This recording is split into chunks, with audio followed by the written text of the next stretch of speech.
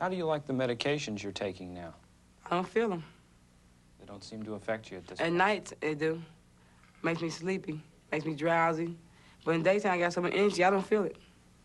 But what it does is this. It gradually slows my moving around down. It gradually slows my whole body down so I can go to sleep and I sleep just like that. Medication is beginning to mute this patient's third episode of mania. Professor Wonder was concerned that there, if I understand him correctly, that there's too much depression, whatever this difficulty, or whatever you like to call it, in my family, given the one line in the family. So he sent out questionnaires for us to make a more thorough examination of the family tree. The first man on the page is my father. This is his mother. She was born in 1876. She definitely had the malady that I have. She's the one who died under very unfortunate circumstances at the state hospital in Provo. It's a toughie sometimes to discriminate between depression, which is psychologically caused, and that which is biologically caused.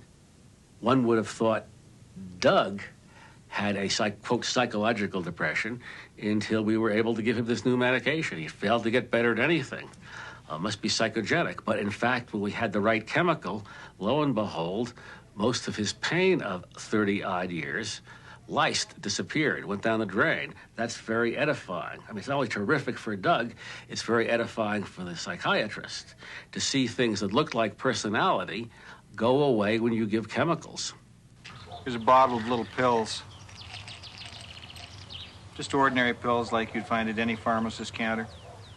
2 of those a day makes all the difference in my life as to whether I live in misery or whether I function. The medication that has restored Doug Barton's life begins its work here. Each of our billions of brain cells, called neurons, is separated from its neighbors by a microscopic gap, the synapse. Communication between neurons depends on chemical messengers called neurotransmitters, which jump the synapse between neurons. They cause the receiving cells to fire or not to fire. Some neurotransmitters, such as serotonin and norepinephrine, may be deficient in biological depressives. Antidepressant drugs seem to increase serotonin and norepinephrine in the synapses of depressed patients. Conversely, manic patients seem to have an excess of certain transmitters. For them, in ways not yet understood, lithium, a naturally occurring salt, dampens or eliminates mania in 80% of all cases. Unfortunately, though, for a significant minority of patients, the antidepressant medications have not worked. One family can fight this illness, But my therapy is with my support group. That's my therapy, and I think the medical treatment I'm getting is good, but it would be nothing without the therapy I'm getting. When I'm down, I mean really down, I will call you no matter where my pride is at. I will call you and I'll say, I don't know what I'm doing or anything else. Maybe she hasn't gotten to that point. Maybe I don't believe that there's really any substitute for community support, for people around someone showing that they care about them. And when someone's depressed, they really need to show that. Even if it doesn't improve their mood, just to see that makes such a difference. Well, all interactions in daily life have a neurochemical equivalent, obviously. Talking to each other, hugging each other, anything that one does has a neurochemical equivalent. So the division of psychology and biology doesn't really make a lot of sense. The important element is to what degree is the biology perturbed by these interactions, and how does one intervene when one tries to do something therapeutically? Most of our self-esteem, or a major component, is how we do in our roles in life as housewife, mother, wage earner, student. And this must have had devastating effects on your self-esteem, and I'm asking, are you bearing residual scars? I've got a lot of fence mending to do. Over the last quarter of a century, I've unintentionally disrupted and destroyed a lot of relationships. I don't know if I'll need help from you or not. You'll have to And I determine don't know that. either, and if I can beat that broken leg metaphor into the ground, many people, when the cast is removed, they have a limp and their muscle is atrophied, will learn to walk themselves pretty rapidly, and some people need physical therapy. And the analogy in depression is often when the depression is relieved or eliminated, in particularly good instances, people still are somewhat demoralized and don't have the oomph. For depression, many successful treatment programs incorporate both biological and psychological interventions. Talk therapy seems to work best when integrated with appropriate antidepressant medication. This is illustrated in this dramatization of patient and therapist. Up and down all night, and I just can't sleep. I mean, I go to bed, and I feel tired, but my mind just won't turn off. It keeps running, and I'm up and down all night, and in the morning I just lay there waiting for the alarm to go off. How about during the day? Oh, how's your energy level during the day? 0. Big, fat 0. Have you felt so bad off that you would think you'd be better off if you were dead? Yes. This medication should help. It should definitely help you sleep better. I want you to take just one capsule tonight. In fact, call me tomorrow, because I'll be really interested in knowing how well you've slept with it. And then we may have to modify it as we go from there. Here you go.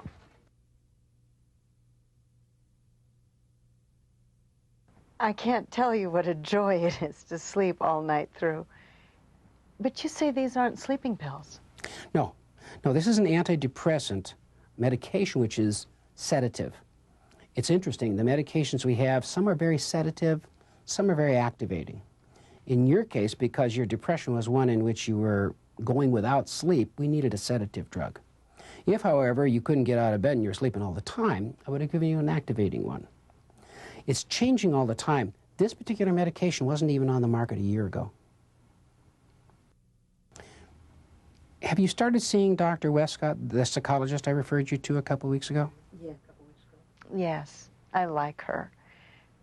I really think she understands me.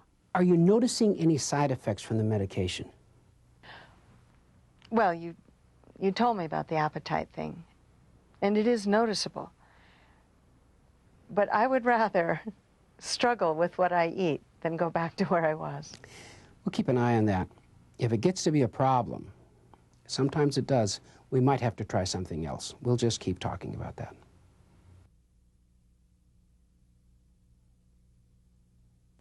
I'm sorry I had to change our appointment last week. I hope it wasn't a problem. It's just that my daughter wanted me to come and help out at her school program at the last minute. Not a problem. You gave me 24 hours notice, and I appreciate that.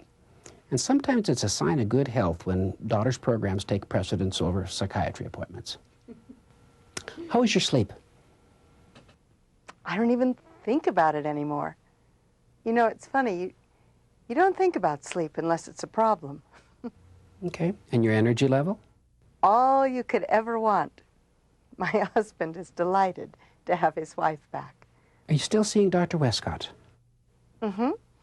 But we're beginning to space our appointments now. I am so grateful to her. I couldn't have faced what happened to me. And it's still going to take time. But you know, I'm not a victim. I'm a survivor. I treat well over 100 different cases of depression every year, many of them quite severe. Sometimes the depressions are endogenous. They come for no reason. They have very little psychological basis. But many, maybe most, are a combination. Life crises, life problems, early life events coupled with abnormal brain biology. Typically, when I initiate treatment, it is necessary to give the person a biologically normal brain in order that the psychotherapy can then work. In the present state of affairs, psychiatrists are becoming more neurobiologists, certainly more ever than they used to be in the past when they were typically thought of as analysts. The process of psychotherapy is more and more being delivered into the hands of psychologists and specially trained social workers. Treatment often involves a team. This may be the psychiatrist or a physician, a psychotherapist, psychologist, and not uncommonly, patients also involve themselves in treatment with various support groups, self-help programs, and the like. In psychiatry, part of our process is the continued fine-tuning of the medication depending upon side effects or any problems that might arise for the patient. The biology and the psychology of an individual are interrelated. One does not exist independent of the other. The biology has clear-cut psychological manifestations. Psychological adaptations will often change the biology. These are interrelated. This is why we can't treat purely psychological problems with medications any more than we could intend to treat a biological problem with solely psychotherapy. As a professional, whether I'm treating people by dispensing medications or discussing with them their life's deepest conflicts, this process is a very gratifying and meaningful process. And the future will see more medications with more applications, but there never will be a replacement ultimately for the soul-to-soul interaction of a good talking psychotherapy.